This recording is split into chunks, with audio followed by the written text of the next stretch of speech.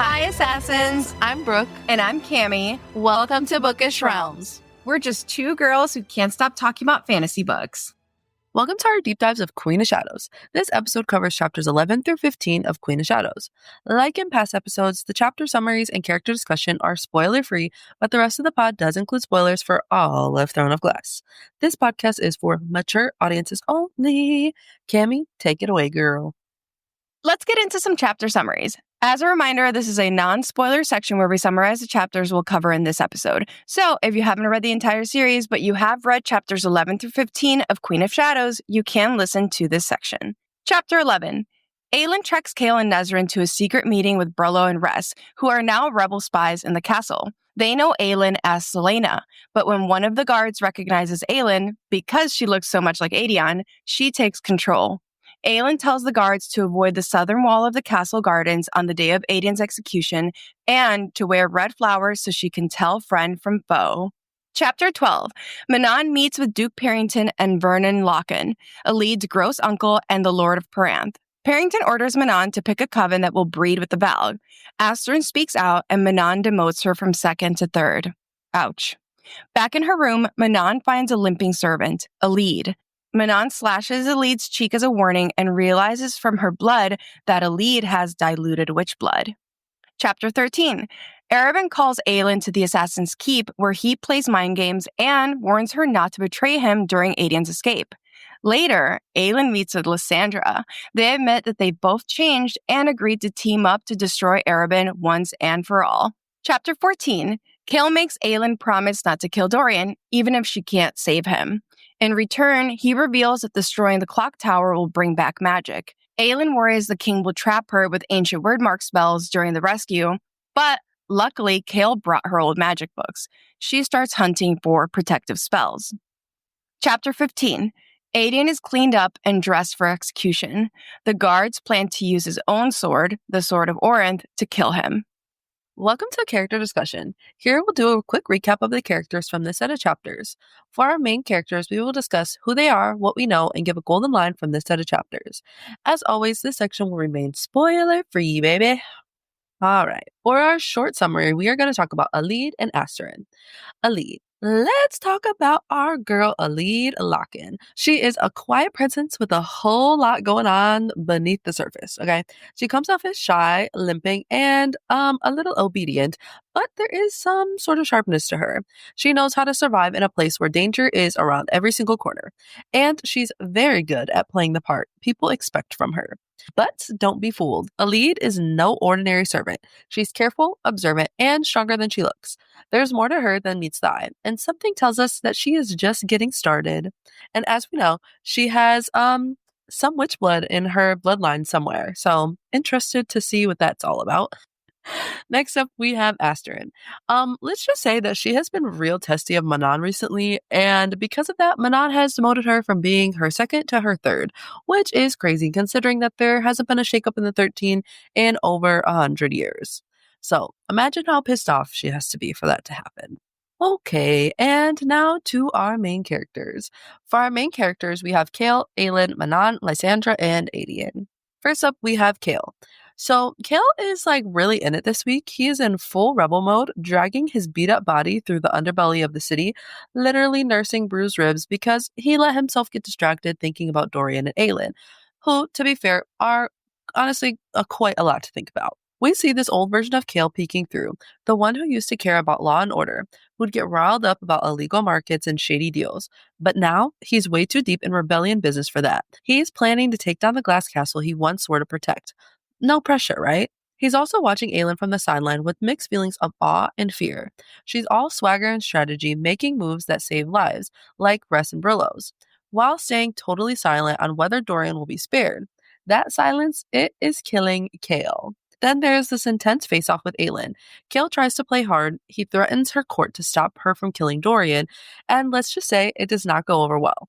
Aelin's rage is nuclear. She basically promises to burn him and everything he loves to ash if he crosses her again, which, understandable. On the flip side, we get a softer moment with Nezrin. Kale realizes that he's been kind of an asshole to her, and she cool as ever, of course, is just doing her duty, delivering bad news to soldiers' families because, well, that's what city guards do. And when Kale asks why she bothers, her answer hits him hard. It's a reminder of what's at stake if they fail. So, yeah, Kale is trying to keep it together, juggling guilt, loyalty, old love, and new regrets, all while plotting a revolution. No biggie, right? Kale's golden line from this set of chapters is, "It's not a joke. You don't hurt him." I just love how much, he loves Dorian, which, as he should, you know? Next up, we have our girl, Aelin. So let's talk about what's been happening with her, because she is juggling it all with fire and finesse, even though, yes, her magic is still being suppressed.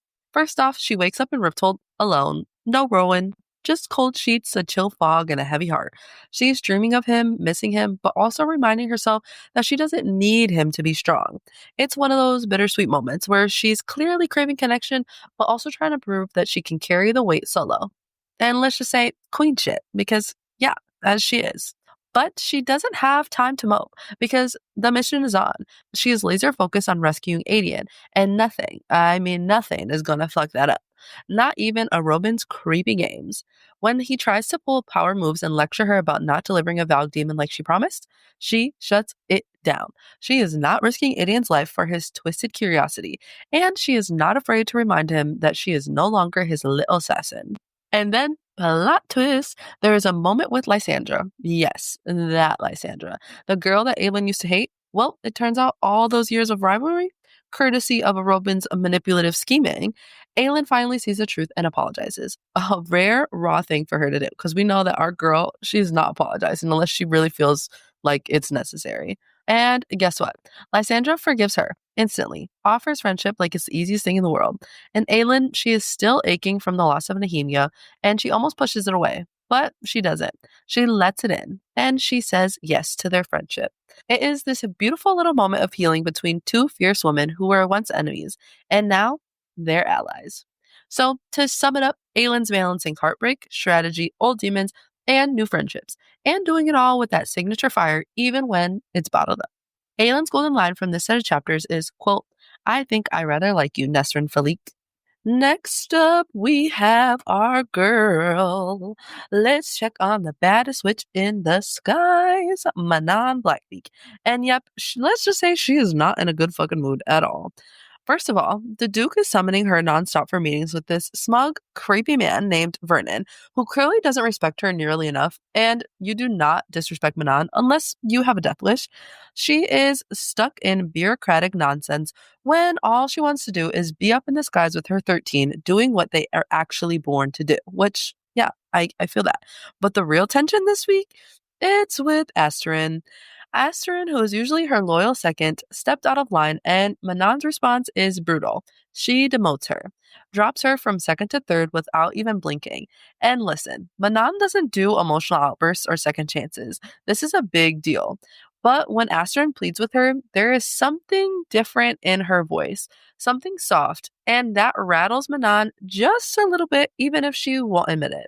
Still, she is having to deal with her grandmother's expectations and the constant threat of execution if they step wrong. It's all honestly weighing a little heavy. And as much as Manon tries to act like nothing gets to her, we're seeing little cracks start to form. And then boom, she gets to her tower and realizes that something is a little off. She smells a human inside. And cue the dramatic music because enter a lead.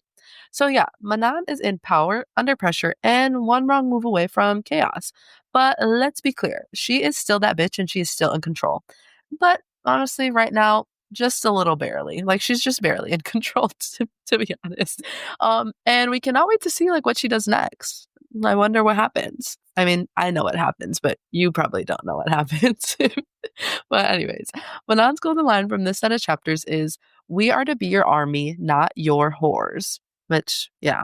Okay, let's give it up for Lysandra because she is stepping out of the shadows and into her main character era. In these chapters, we see a side of her that is raw, real, and honestly kind of heartbreaking. She opens up about how she used to be jealous, like full on mean girl vibes, but not for the reasons you might think. She thought being someone's pawn was better than being forgotten, and it's clear she's been carrying that weight for a long time. But here's the twist. Lysandra is not here to dwell on the past. She's here to rewrite it. She admits that everything changed after Wesley died, and now she's done being used. She's not showing up to warn Aelin, she's here to fight beside her. She's fierce, she's done playing nice, and she's all in for taking control of her own story. Lysandra might have started out as a side character in someone else's game, but now she's playing for herself, and we are so here for it. Lysandra's golden line from this set of chapters is, I came here to help you destroy him. Period, queen. And lastly, let's check in on Adian Ashriver, who is, how do we say this lightly? He is not having a good time. He is not having a good time at all. At this point in the story, Adian is bruised, battered, and recovering just enough to be dragged out of his cell like some tragic royal pony show. And oh, the fucking drama. They shave him, dress him up in clean clothes, and even tie his hair back because nothing says impending doom like being cleaned up for a party you didn't ask to attend and also is going to end in your execution. And where is he being taken?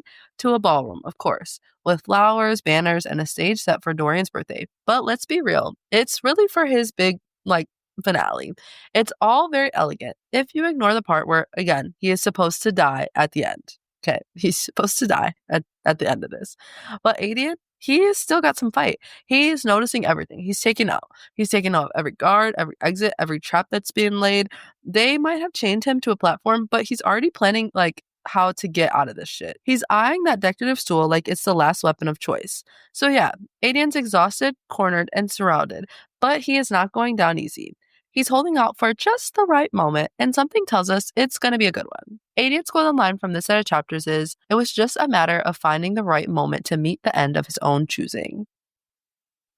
Let's explore this world. Here we cover the main world-building elements that come up in chapters 11 through 15. We'll revisit these places and world-building elements in other episodes. For today, this section is not spoiler-free, so if you haven't finished the entire series, please do not continue, but please come back when you have. In this set of chapters, we learn about witchlings.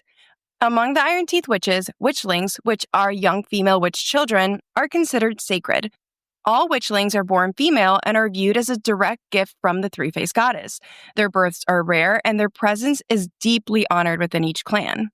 From the moment a pregnancy is confirmed to the day the child comes of age at 16, a witchling is protected under the strictest code. To harm a pregnant witch or her daughter is one of the greatest crimes in Iron Teeth culture. The punishment is severe and often drawn out, and even then, it is believed no amount of suffering truly matches the offense. Witchlings are not given away, not even to other clans. Bearing a daughter is a point of immense pride, while losing one brings deep shame. In contrast, though, human children hold little to no value in Iron Teeth society, especially among clans like the Yellowlegs who view them as expendable. And possibly food. That was hinted at in this set of chapters.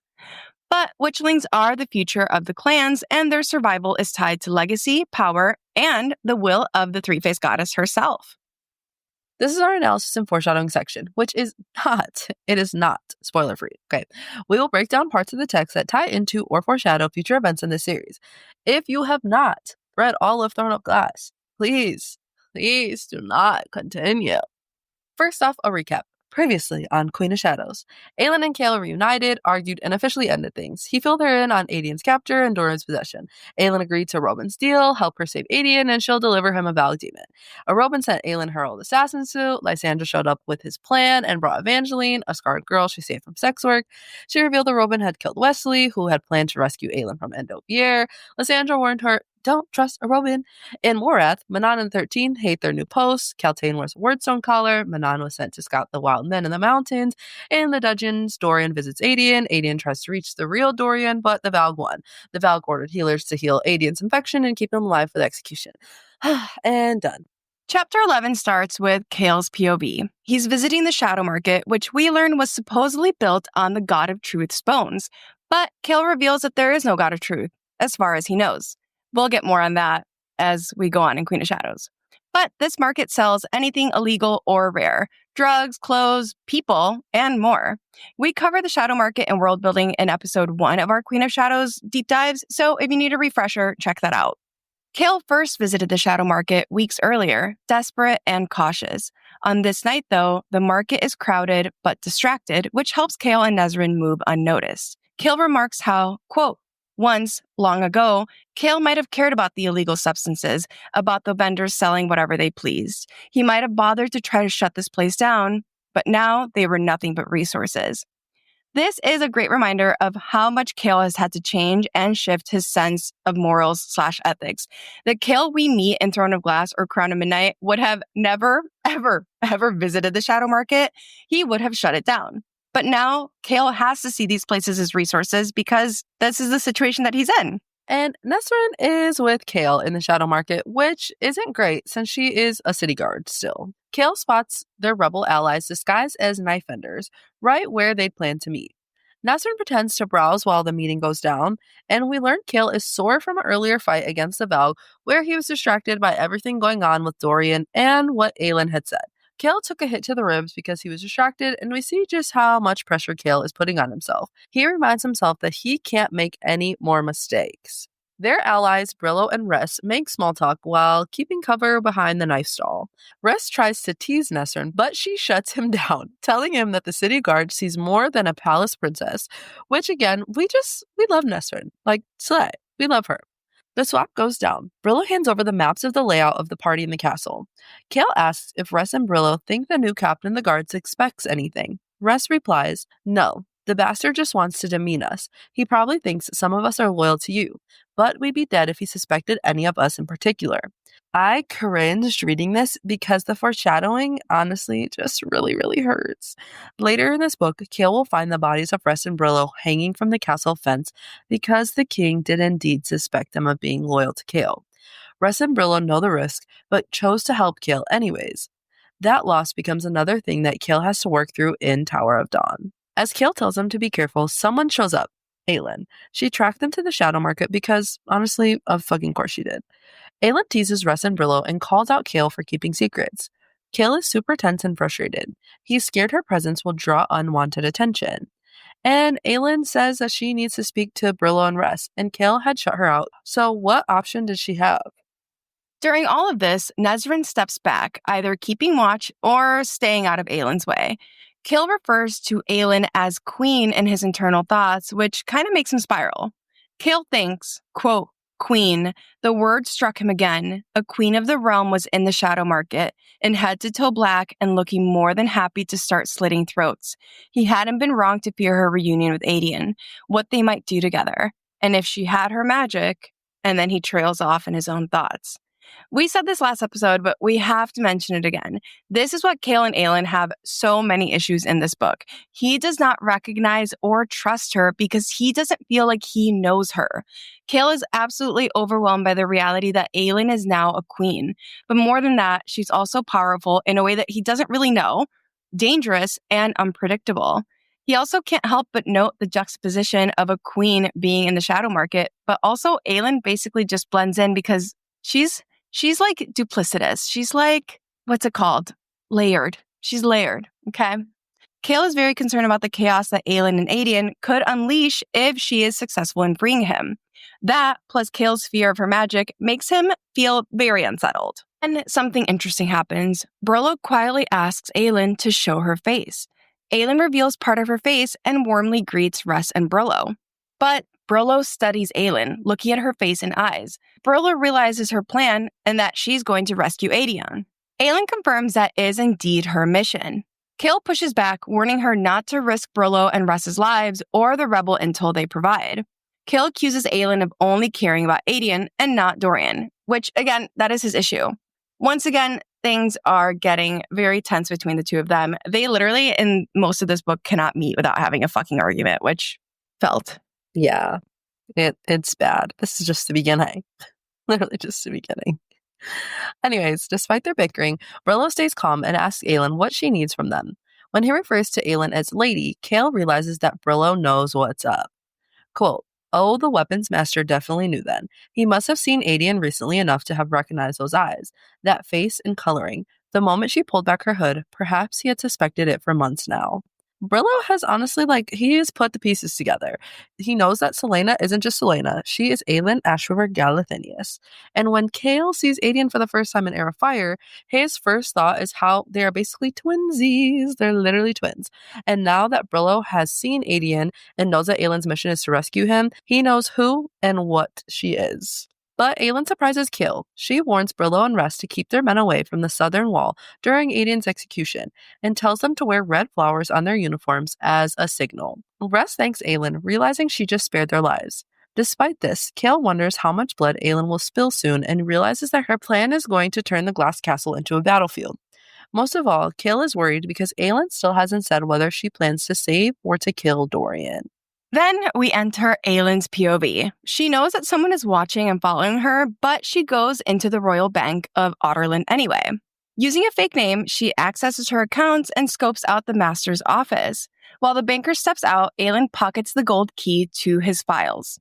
This is the beginning of Aelin's setup to take the Assassin's Keep and all of Eremon's money once she kills him.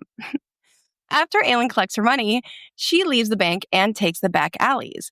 Aelin plans to wait until after Aiden's rescue to capture a Valg for Erebin, but she's already preparing by scoping out Rifthold, because if there's one thing our girl loves is she loves to plan. She loves a plan, okay? That night, Aelin wakes up alone in her bed and remembers that she's far from the warmth and safety of Wendlin, and she misses Rowan so much. Quote, for a moment, she could see Rowan there. That harsh, unforgiving face softened into handsomeness by sleep, his silver hair glimmering in the morning light, so stark against the tattoo stretching from his left temple, down his neck, over his shoulder, all the way to his fingertips. Aelin loosed a tight breath, rubbing her eyes. Dreaming was bad enough. She would not waste energy missing him, wishing he were here to talk everything through, or just to have the comfort of waking up beside him and knowing he existed. Oh, my girl. But this is also a reminder that Aelin and Rowan spent the second half of Heir of Fire sleeping in the same bed. As friends, you guys, as friends. So waking up alone sucks. Aelin is lonely. She has no one to talk through her plans with, no one to talk about everything that's happening. She came back and kills, like, I hate you. And Dorian has a Wordstone collar on his neck. Like, she has no friends. She has no one to talk to about everything that's happening. But also, the memories that Aelin thinks about in this moment feel very intimate. She calls Rowan handsome, recalls his hair and his tattoo. And I really feel like we start seeing the shift in their relationship and dynamic way before Rowan comes back to Rifthold. Or comes to Rifthold. I guess not back, but yeah. We end chapter 11 with Aelin reminding herself that needing Rowan isn't a weakness. But now she low-key regrets telling him to stay in Munland to prove her independence. Just as she's feeling that regret, though, she is summoned to the Assassin's Keep. Dun dun dun. Chapter 12 brings us back to Manon, the 13th, and Morath. A guard summons Manon, interrupting her plans to ride Obraxos. Manon is furious at being treated like a dog. Frustrations are high between the witches and Duke Parrington because he's constantly interrupting and ordering them around. And as we know, they do not like to be ordered around at all. Like, they simply will just try to kill you. But in the council room, she finds the Duke, Lord Vernon, and Caltaine, whose scar looks darker and a little bit stranger. Manon refuses to sit, demanding they speak quickly so she can return to hunting. Parrington reveals his disturbing, absolutely fucked up plan. He wants to test whether witches can breed with the Valg. Quote, not breed as humans do, of course. It would be an easy, relatively painless procedure. A bit of stone sewn just beneath the belly button. The stone allows them in, you see, and a child born of Valg and witch bloodlines. You can understand what an investment that would be. You witches value your offspring so ardently. In Heir of Fire, we learn that the Valg do not have physical bodies. So yes, breeding wouldn't happen how it usually happens because they're not physical. Okay. We can assume that the bit of stone that Parrington refers to here is Wordstone. So implanting a bit of it into a witch would allow the Valg in. But we still have questions that we actually don't really want the answers to. Like, what happens next? Like, how does that lead to breeding? And how is that different from making a witch wear a collar or a ring? But again, these are questions that, like, I really don't want the answer to. Like, let's keep that. And I'm glad you did, Sarah. I'm glad for once you kept something. Usually I want you to give me something, but keep that. The Duke and Vernon, also, can I just say, why do all the Lockins have, like, crazy names? You have Vernon, a lead, and then Lord Lorcan Lockin. Like, let's be so for real. Like, what's up with these names? But anyways, the Duke and Vernon expect Manon to agree to the horrific breeding plan with the Valg. But Manon she's simply horrified. She tells them to use humans instead. Parrington and Vernon claim only witches have compatible magical Valg blood. The Duke threatens Abraxos in the 13 if Manon refuses to cooperate. Manon wants to attack but forces herself to walk away instead. This next moment really gets me. Astrid confronts Manon, urging her not to hand over a coven for this. But Manon doesn't know what to do, and questions if breeding with the Valg might actually strengthen their forces. Also, I know this is a side-eye moment for Manon, but not really. They don't know anything. They don't know anything about the Valg, like how Aelin and Kale do. So she's allowed to be curious, okay? However, Astrid grabs her, begging her to remember that witchlings are sacred. Quote, "Witchlings are sacred, sacred Manon. We do not give them away, not even to other clans." Manon sees this as an outburst, which we'll get into shortly. But we know why Astrid is reacting in this way. Astrid knows what it's like to lose a witchling and cannot stomach the idea of handing witches over to be bred and then have their witchlings taken from them. We talk about witchlings in our world building section, so give that a listen if you skip straight to analysis and foreshadowing. Astrid asks what coven Manon will choose for the Valg breeding, but Manon hasn't decided yet. Manon considers sacrificing a weaker coven to first test the results. But Astrid objects again, saying it's wrong. Manon lashes out, slashing Astrid and demoting her from second to third. She tells Astrid she's no longer needed in meetings or by her side, which, ouch. Astrid quietly pleads to be kept as second, but Manon orders her to tell the others about the demotion herself. As she walks away from Astrid, Manon thinks, quote, she did not particularly care to hear what Astrid had to say, not when her grandmother had made it clear that any step out of line, any disobedience, would earn them all a brutal and swift execution.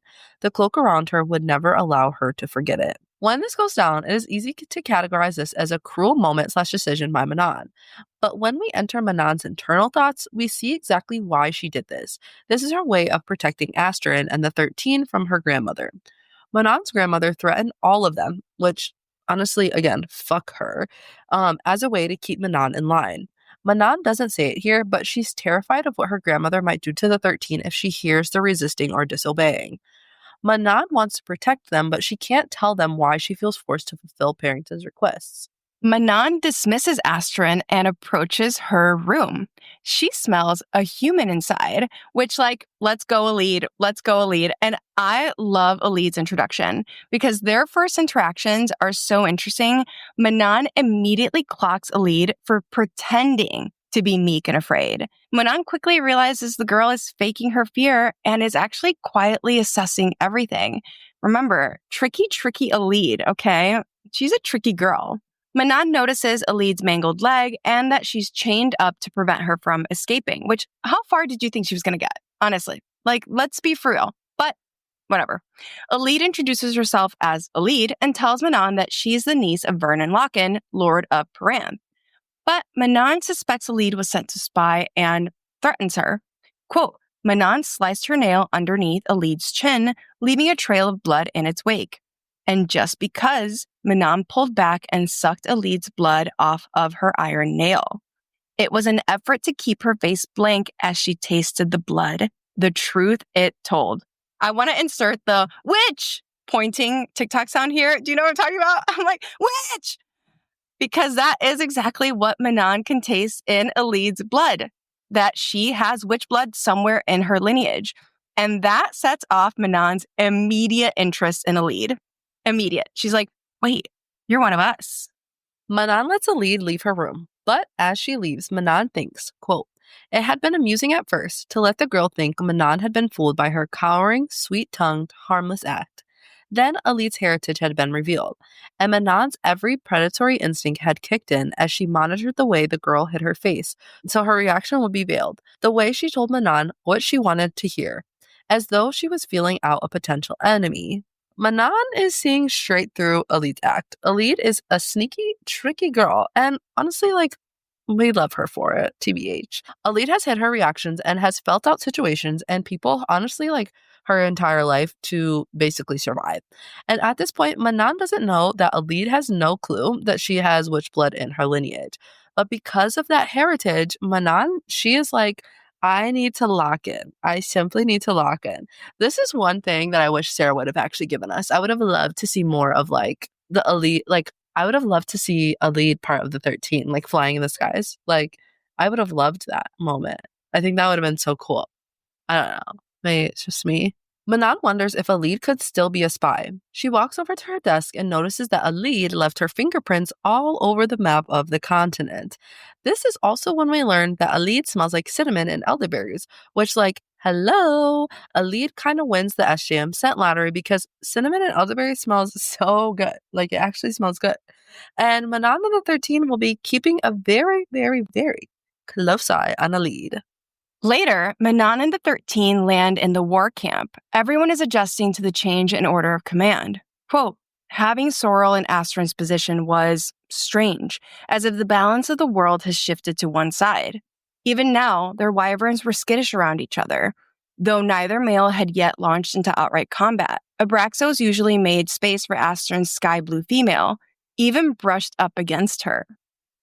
Manon isn't ready to say it yet, but it just doesn't feel right to have anyone else as her second. That's Astron's place, and having Sorrel in it instead makes everything feel very off. Even Abraxos and Sorrel's wyvern are having trouble adjusting. This is also our first hint that Abraxos and Astron's wyvern, Nareen, are mates. Manon mentions how Abraxos makes space for Nareen and even brushes up against her, which, like, heart, I love them. So sad, but I love that you're saying heart now. And also I got that from my mother. She literally like Heart. the one day she like came in and she's like, "Aw, heart." And now like at first I was like, "Ew, cringe." But now I just think it's like I like it. But I can't tell her I like it because then she's gonna do the most. So I gave you an addiction to Diet Coke. You gave me heart. heart. Yeah. Also, yesterday I had a nice crisp Diet Coke while I was eating my homemade Chipotle bowls, and I was like, wow, life is worth living. Life is worth Life living. is worth living.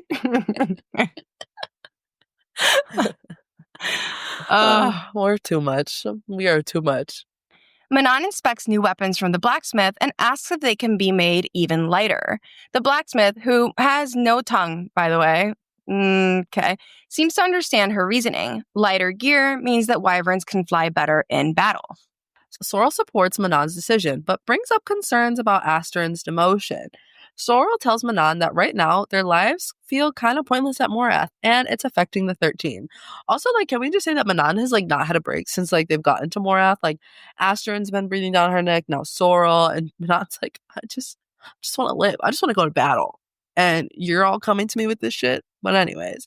Sorrel tells Manon that they don't have a clear purpose or leadership like they did back at the Omega, and Manon asks if Sorrel thinks she is a poor leader. Quote, are you saying that I'm a poor leader, Sorrel? A too quiet question. Sorrel replies, I'm saying the 13 know why your grandmother made you kill the Kraken for that cloak. Dangerous, such dangerous ground. Manon says, I think you sometimes forget what my grandmother can do. Sorrel replies, trust me, Manon, we don't. And more than any of us, Astron has never for a second forgotten what your grandmother is capable of.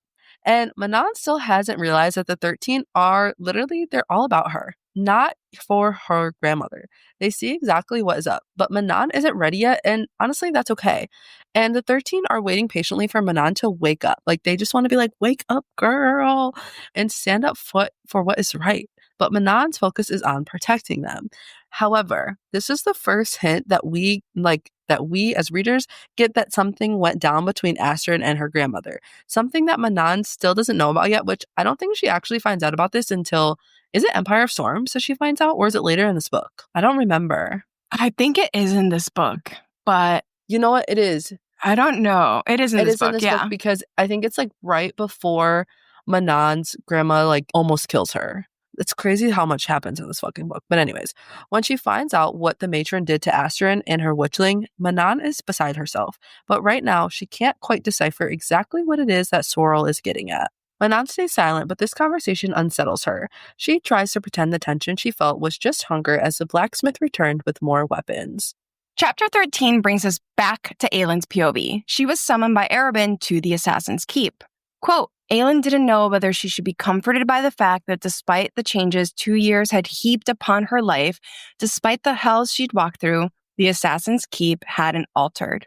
I feel like Aylin realizes that what always changes is you. Like it's like that one quote, like when you come back home, you realize that what changes you. Like the keep is the same as it's always been, but Aylin is entering it as literally a completely different person. The meeting with Robin is tense, filled with mind games, threats, and painful memories of his past abuse of both Aelin and Sam. Robin tries to make sure Aelin isn't going to betray him and asks where his Valg is at. Aelin refuses to bring him one until Adian is safe, which, honestly, understandable. Like most conversations with Robin, though, this conversation is full of manipulation because, honestly, of course it is, because he's a piece of shit. Robin taunts her about her past, about not killing Lysandra when he sent her, and about her relationship with Kale. Robin ends the convo by mentioning Doran's possession and Kale's past romantic involvements with Nesserin, trying to rattle Aelin before her mission, which again, piece of shit.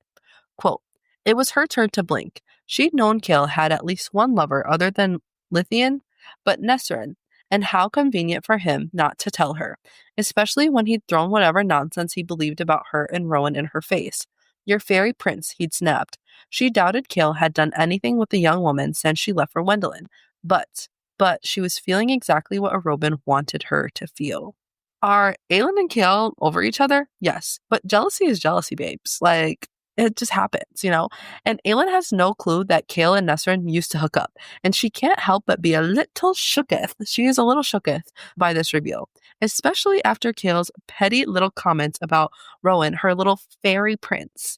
But Aelin is not the same girl she used to be. She realizes that Robin is just playing the same games as always and trying to manipulate her emotions, which again, actually fuck him.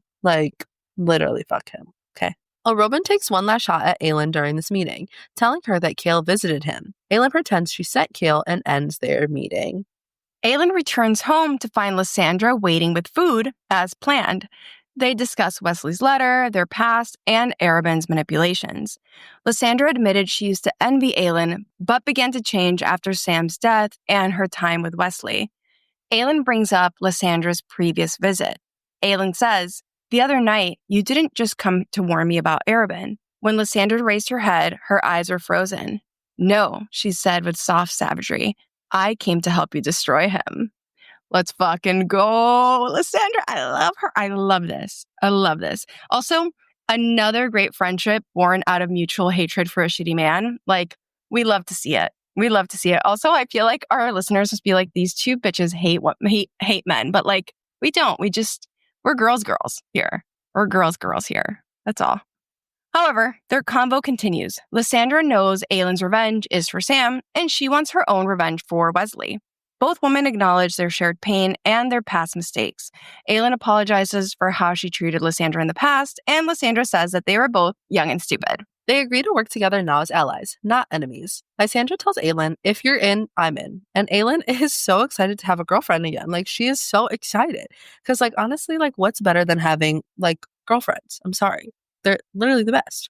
Quote, that fast, that easily, the offer of friendship was tossed her way. Rowan might have been her dearest friend, her Kara Nam, but she missed female companionship deeply. Though an old panic rose up at the thought of Nehemia not being there anymore to provide it, and a part of her wanted to throw the offer back in Lysandra's face just because she wasn't Nehemia. She forced herself to stare down that fear. And again, we all need our girls. We simply all need our girls. Even our fire-breathing bitch queen needs a girlfriend, okay? Aelin is touched by how quickly Lysandra offers her friendship, and it makes her realize, how much she has missed having a close female friend because, let's be honest, it's been since Crown of Midnight since she's had a close female friend, okay? And this does bring up, again, those memories of Nehemia, and it seems like Aelin is afraid of replacing her, but she accepts Lysandra's offer anyways because she refuses to let her fear get in the way. And Lysandra's offer of friendship highlights one of central themes in this series: strong, complex bonds between women and how those bonds can heal, transform, and fucking save the world. Because girls run the world, baby. We run the world. Yes, we do. Mm-hmm. Yes, we do. Aelin and Lysandra continue bonding over chocolate and pretty clothes. Aelin makes a joke about how refined and fancy they are. Lysandra's reply is everything to me. Quote, please, Lysandra said, waving a manicured hand, you and I are nothing but wild beasts wearing human skins. Don't even try to deny it. The courtesan had no idea how close she was to the truth. Aelin wondered how the woman would react to her other form, to the elongated canines. Somehow, she doubted Lysandra would call her a monster for it, or for the flames at her command. I love the hints. I love the foreshadowing here. I literally wanted to squeal while reading this. In a way, Lysandra is revealing her truth here. She's a shapeshifter, and right now, she's wearing her human skin. And without realizing it, Lysandra's comment also hit close to home for Aelin, who is wearing her human form. They are wild beasts wearing human skins. Aelin, though, has a feeling that Lysandra wouldn't be scared or disgusted by her fae form or her fire. And again, that means so much to Aelin because she needs more people who are ready to embrace who she truly is, since Kale just called her a monster like 2 chapters ago. So, as the combo ends, Lysandra is worried about Aelin's risky plan and Arobyn's involvement. But then Lysandra hints that she might have another idea for Aelin, and Aelin is ready to hear it. I honestly think my favorite thing about their friendship is that they both just get each other on levels that like Aelin has not been able to. Because like with Ansel only knew about her human form, and like Nehemia knew about Aelin, but like she couldn't tell her necessarily. You know what I'm saying? But Lysandra has been there like through it all. Like she's seen the human part of Selena. She understands that, but then she's also like in the same boat. Like she's not in her correct skin. Like she's not, which that feels weird saying, but like she's not in her right form. You know what I'm saying? And I think that like they just both relate to each other on so many levels. And that's just like the peak of girlhood. I'm sorry. Like when you can just relate on so many different levels, it just is like, ugh, I just love them. I love their friendship. It's like a chance at like an honest friendship for her too. Because like you said, like Nehemia never knew who she really was, or she did, but like they couldn't talk about it. And like Ansel did not know until later on. Like she gets to be honest with Lysandra. I love them. Yeah, they're the best. All right, we start chapter 14 in Kale's POV. Kale, Nesrin, and Aelin watch an execution from a rooftop. Everyone is collectively disturbed by the festive decorations for Dorian's birthday. Once again, tensions are high between Kale and Aelin, which again will happen very frequently throughout this book, actually every time throughout this book, as he warns her not to hurt Dorian during her Adian rescue mission. Aelin can't make any promises. She tells Kale that if Dorian is gone, killing him would be a mercy. Kale questions if Dorian even mattered to Aelin, or if he was just another political tool for her, which pisses Aelin clean the fuck off, which, as it should, because if anything, you know that their friendship was very strong, is very strong. So, like, let's be so fucking for real. The final straw in this convo is when Kale threatens Aelin with putting Adian at risk if Aelin touches Dorian. Aelin unleashes on Kale. Quote, "You bring my core into this, Kale," Aelin said with lethal softness, "and I don't care what you were to me or what you have done to help me. You betray them, you hurt them, and I don't care how long it takes or how far you go. I'll burn you and your God's damn kingdom to ash. Then you'll learn just how much of a monster I can be." Once again, let's fucking go. Let's fucking go. I love moments like this. I love it. I love her anger. I'm obsessed. As an angry girl myself, I relate. But in this moment, Aelin speaks as a queen protecting her court. Her people come first now above all else. And again, this is something that Kale hasn't realized or understood yet, but Aelin makes it clear here. Threatening Adian or her court crosses an unforgivable line. Kale is still stuck seeing Aelin as who she used to be, but not who she's become. But now she's a queen with purpose and loyalty and power. She is no longer just Selena. She is a queen who will burn the world for her people. And Aelin makes sure to throw Kale's own word, monster, back at him. But again, it's not with shame. This time, monster is a warning for Kale, which, as it should. I also love the nod to Kingdom of Ash here, so. Kale realizes he's gone too far. Nesrin tries to cool things down by reminding them that they're all on the same side, and there is a mission that they need to focus on. Aelin advises against acting now to stop the execution that's about to go down, because it's too public and it's too risky. Because also, let's remember, like, they're going to free Adian, like, literally, like, tomorrow. Like, it's too public, okay? She's also impressed by Nesrin's skill and considers reassigning her to a more important role, which annoys Kale. Which, lol, I love that. I honestly love that because he deserves to be annoyed through some parts of this book. But during this combo, Aelin subtly reveals that she knows about Kale's past with Nesrin, but doesn't really give a fuck. The execution starts and people yell and throw food at the prisoners as they walk up to the execution block. Kale is absolutely disgusted by their behavior. When I read this, I was like, oh, okay. But anyways, quote, maybe the city did deserve Aelin Galathinius's flames. Maybe Kale deserved to burn, too. Kale is still facing the reality of Rifthold and the monsters that the king has created. People are taunting the prisoners who are about to be executed, and it honestly disgusts Kale so much that he realizes that maybe Rifthold does deserve to burn, and maybe he does too, for serving the king for so long, and serving him blindly at that. Like, he was just doing whatever the fuck the king wanted him to do. And Kale is still working through some really complicated feelings about his role as captain of the guard and his loyalty to Otterlin and how all this plays out in the new situation that he's in. Like, I don't think if you would have asked Kale in his wildest dreams, is this where you would be right now? He would, like, literally be like, absolutely not. Like, you have me confused with somebody else. The fuck? Okay, and I'm not like going to go off on like a tangent or anything, but like this is why like reading is political, because I feel like what Kale is going through is like what most, well, let's say what most liberals go through.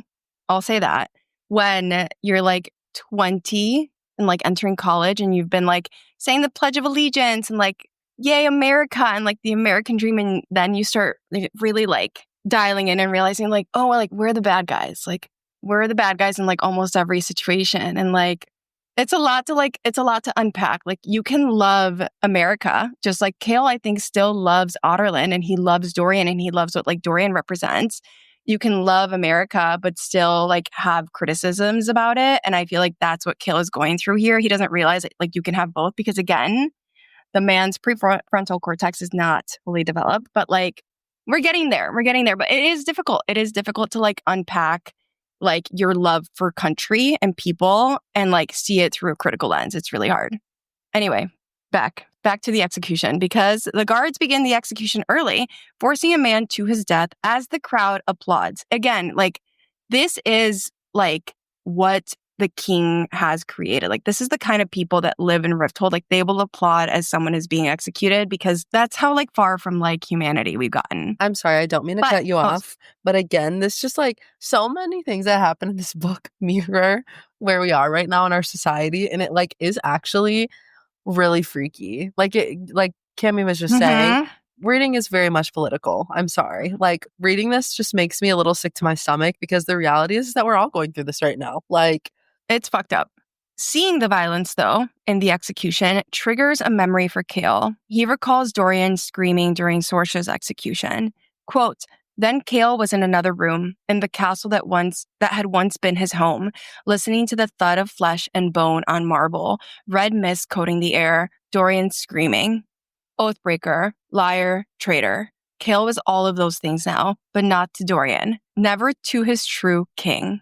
So I like feel like we've hit on this a couple times, but it goes without saying that Kale has severe PTSD, okay? But also, who wouldn't? He's lost his idea of home, his idea of safety, and he's afraid that he's also lost Dorian. And we see those words pop back up again, which we always stop to comment when we see them. Oathbreaker, liar, traitor. These are the words that haunt Kale in Tower of Dawn, and as Irene tries to heal him from his Valg injury, those words keep popping back up. Those are the words that Kale has to face and overcome to truly heal from everything that happened.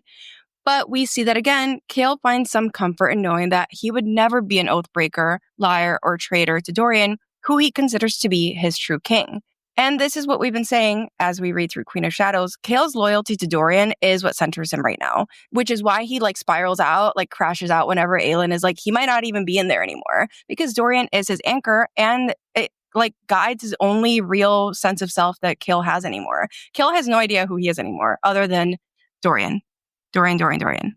Also, this is why I think it's important to reread fantasy books, especially if you're like obsessed with the fantasy books, because the amount of times that like Oathbreaker, liar, and traitor have been said is actually insane. Because when we got to that, like when I was first reading this and I read to that in Tower of Dawn, it didn't really like click in my head that like he had been literally repeating these words for like books at this point. Because I think this also happens in Air of Fire. He also talks about the Oathbreaker, traitor, and liar in Air of Fire. And it's just really crazy like how many things connect. Yeah.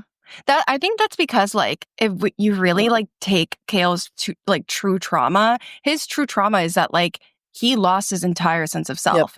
Like And if you've never been through that, which like, I don't think I've ever been through like an entire sense of loss of like self myself, but like, I can't imagine that that's easy. Like having to completely rebuild who you are, like especially through like a very traumatizing experience. Like he's going through it. They're all going through it, but Out of everyone, I would say he's probably going through it the most though, TBH, in my opinion.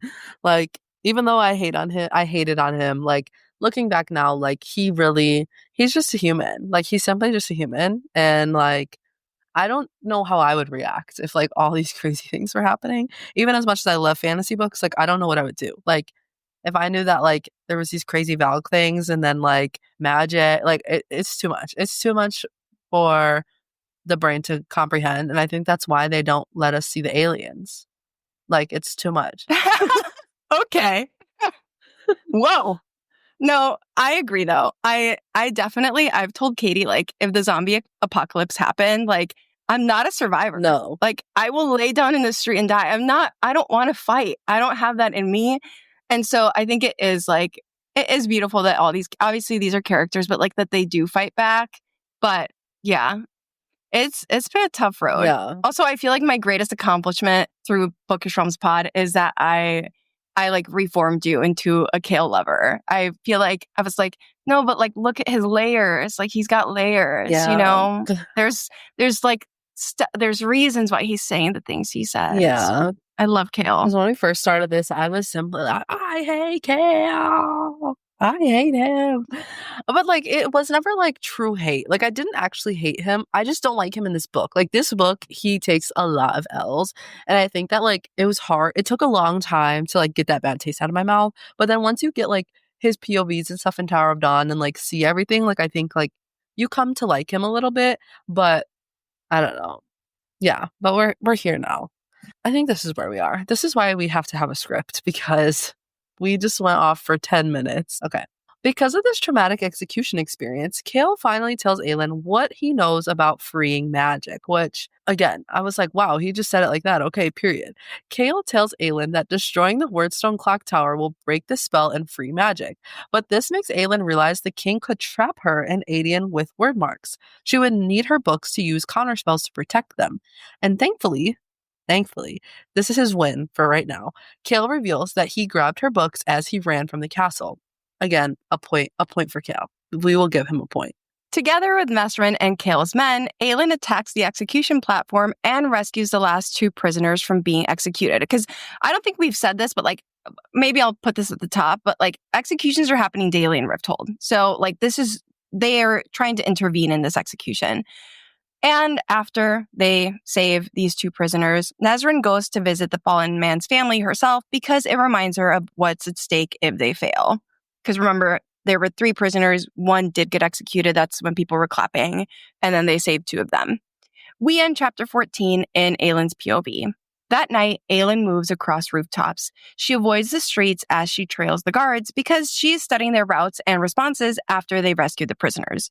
She confirms Arabin, Kale, and Nesrin's intel is accurate and uses this time to gather more info for Aiden's rescue tomorrow. Because remember, also, like, these 3 episodes of Deep Dives have been, like, literally 3 days. It's 3 days in the book world. Because when Aelin came back, there were 3 days left until Aiden's execution. Now there's 1 day left. Like, it's tomorrow. So, whoa. She watches the guards, though, and notices something. Quote, just as Arabin had told her, each guard wore a thick black ring, and they moved with jerks and twitches that made her wonder how well the demons squatting inside their bodies were adjusting. I'm sorry, I'm just laughing because, like, when it says, like, jerks and twitches, like, yeah, like, I'm literally imagining them walking and they're, like, literally, like, a zombie. Like, it's just so funny. Yeah, like the Scooby-Doo zombie movie. Yes. Have you seen that? Mm-hmm. Yes. Yeah. Mm-hmm. Their leader, a pale man with night dark hair, moved the most fluidly, like ink and water, she thought. We've seen this before, and we see it with Dorian in this book. People fight back when they're possessed by a Valg. Those jerks and twitches are signs of the human inside fighting back and trying to regain control of their own bodies.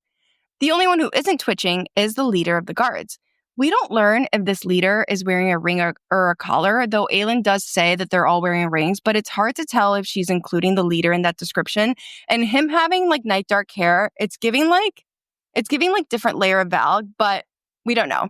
Regardless, it's possible that the leader has been possessing the human for longer, and that's why he's not twitching/jerking around, because he beat the human inside, basically.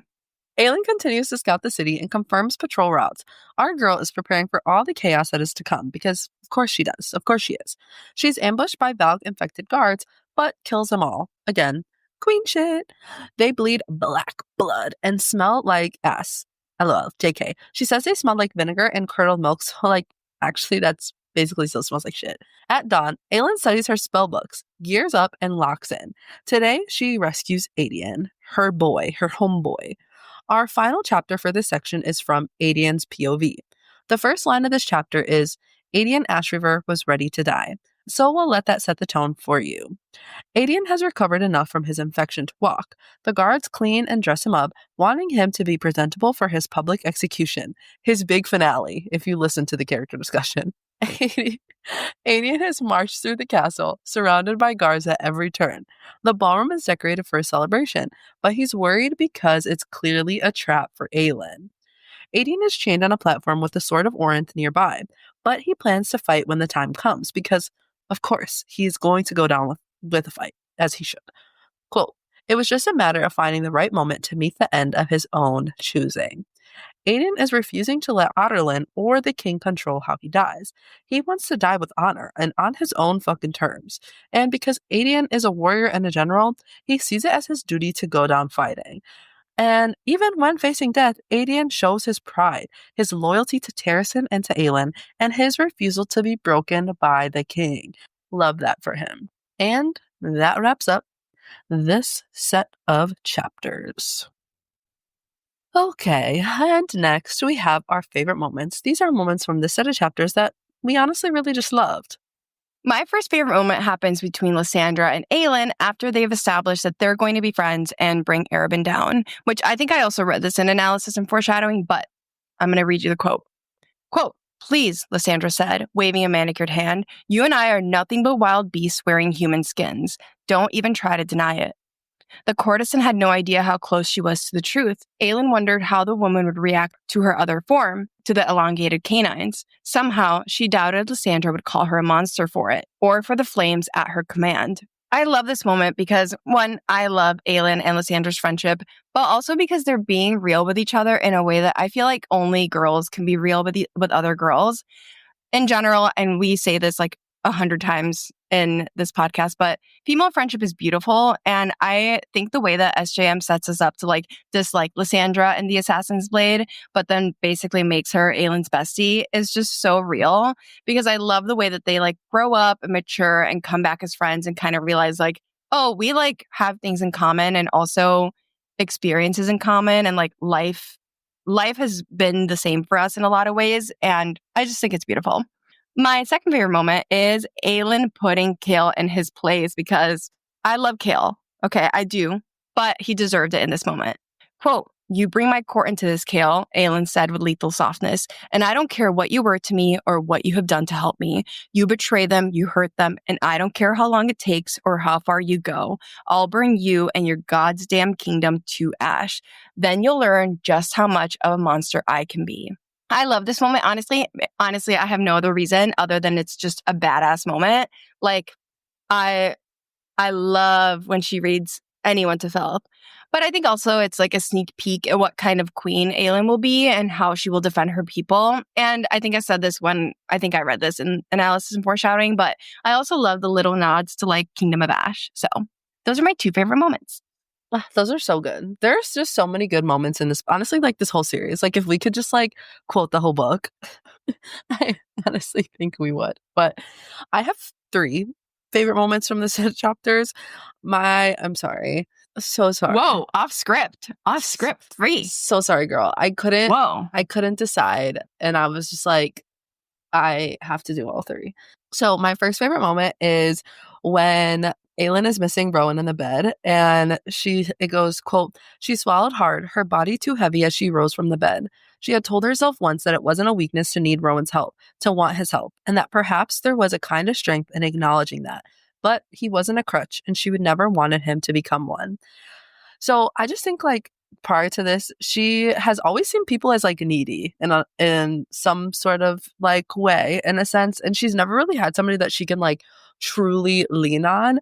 And the reason why this was like one of my favorite moments is because I am a first daughter, and I feel like most first daughters are like a strong independent woman, and we like simply don't want to ask anybody for help. Like I would rather like die before I ask somebody for help. Like that's just how I am. Like I hate asking for help. And I think like that's kind of what Aelin is going through in this moment. Like she's never had anybody to lean on, and she's not quite sure like how to feel and how to ask Rowan, like how to feel about like not needing Rowan's help, but like wanting him to be there and like wanting him to help. Because I think that there is, at least in my head, I feel like there's a difference of like wanting to have somebody's help and needing it. And even though it's the same thing, like it's basically the same thing, it's the way that you phrase it. And I feel like that Aelin is trying to like convince herself there that like she needs his help, but like she's not saying I need his help. Like I want his help. You know what I'm saying? But again, I just feel like first daughter, firstborn daughter, independent, strong woman, queen shit, which we are both first daughters. So I'm sure Cami can also relate. She's nodding her head, yes. I know you all can't see her, but she is nodding. My next favorite moment is when it's during Lysandra and Aelin's conversation, and Lysandra says, "Down a box of chocolates without someone telling me I'd better watch my figure. Tell me you like chocolates. You do, right? I remember stealing a box from your room once when you were out killing someone. They were delicious." Aelin waved a hand towards the box of goodies on the table. "You brought chocolate? As far as I'm concerned, you're my new favorite person." Lysandra chuckled. A surprising, deep, wicked sound. Probably a laugh she never let a Robin or her clients hear. "Some night soon, I'll sneak back in there and we can eat chocolates until we vomit." This just honestly like makes me feel so good because this is just like girlhood core. Like Cammy and I have had like multiple days where we're just like shoving our faces, and like it's just I feel like that's just a girlhood thing. Like it's nice to just have your girls and like eat a good sweet treat. And I think that this like also just like humanizes both of them a little bit, and it's just really cute to like see that they both have this in common, and it's just the start of like their beautiful friendship. I don't know. I love that. I was giggling and kicking my feet at that park. So I was like, this is so cute. I love every second of it. I also love that Lysandra's like, yeah, I like stole a box from your room when you were out killing someone. Yeah. Like, casual. Yeah, no biggie. Shocking death. Yeah, no big deal. And my last favorite moment is when Nesrin is talking to Kale, and Kale is like, "You need me," basically. And Nesrin responds, "I was just fine before you came along, Kale." She said, "Tired, possibly bored. I know my limits. I'll see you tomorrow." Again, I just feel like sometimes men just think that like we need them and we're these like weak women that like can't do anything for ourselves. But like one thing about me, and like if I need to carry like a refrigerator upstairs by myself, I'm sure I would figure it out some way, shape, or form. Like I don't know what kind of strength comes over me when I like need to get shit done. And I just feel like that's how Nesrin is like to Kale right here. She's like, "Come on, I don't need you. I was fine before you were here. I will be fine long after you are gone." And we know she will because she'll have her man Sartag. But yeah, I don't know. I just thought it was like, yeah, duh, we don't need you. Anyways, lastly, our final thoughts. I'm sure I've said this before in other episodes. Like, I'm 100% sure I've actually said this before. But rereading is so fun because SJM is always like weaving a million threads at once. Like, there's always like connections, and you see them so much more when you're you see them so much more when you're rereading. Like in this set of chapters, Aelin starts going to the bank and she steals the bank's manager's key, which also is exactly like what she did with Rolf's what's his like stamp thing. And again, like it's a tiny moment. She starts going to the bank, and it's like, I think she goes to the bank twice in the set of chapters. But when you're rereading, you know that all of that is like a part of her bigger plan, and that she's actually like starting to sneak into the bank to change Arobyn's will so that she'll get the keep when Lysandra kills him and slits his throat. So I just love those little moments on a reread. I feel like they're happening more and more as we get like further into the books, where like it's like these tiny moments where you're like, oh, that is like from when this in like 2 books from now. But cute. So I've always known that this was my second favorite book after Kingdom of Ash. And again, I also love a reread, but Rereading this again, like, makes you realize like how much shit happens in this book and how fast it fucking happens. Like, the fact that we're on chapter 16 and like all this stuff has already fucking happened, and like from here on, like once you get to Adian's rescue, like which I think we get to, I'm pretty sure it will be in our next episode. Once you get there, it's literally like pedal to the fucking metal. Like there is no, it's all gas, no brakes. And I love that about this book. There's just so much action, and like Cami said before, like so many things in this book like lay the foundation for what happened. And I know we talked about that in Air of Fire, but like this is like really where shit starts to hit the fan. Like this is where shit starts to hit the fan, and where like some of these little plot pieces like are starting to fall into place, and then like they set you up for Empire of Storms and Tower of Dawn and all that good stuff. Like it's just really crazy, and I love that. Like I love this book, and I simply cannot wait until we get like a little deeper, because again, there's all gas, no fucking brakes, this book. But yeah, that's my final thoughts. And I love the girlhood. There's so much girlhood in this book, and this set of chapters really shines through. And again, we are simply girls around here. So I love all the little girly moments. Go hug your besties. Yes, hug them tight. All right, that wraps up our deep dives for chapters 11 through 15 for Queen of Shadows. We hope you enjoyed our analysis and theories. Don't forget to follow us on Instagram and TikTok, where our handle is at Bookish Realms Pod. We'd love to hear your thoughts on these chapters, so drop us a comment or send us a message. Also, leave us a rating if you like what you heard. It really helps us out. Join us next week when we continue our Queen of Shadows deep dives with chapters 16 through 22. Until then, keep reading, assassins. Bye!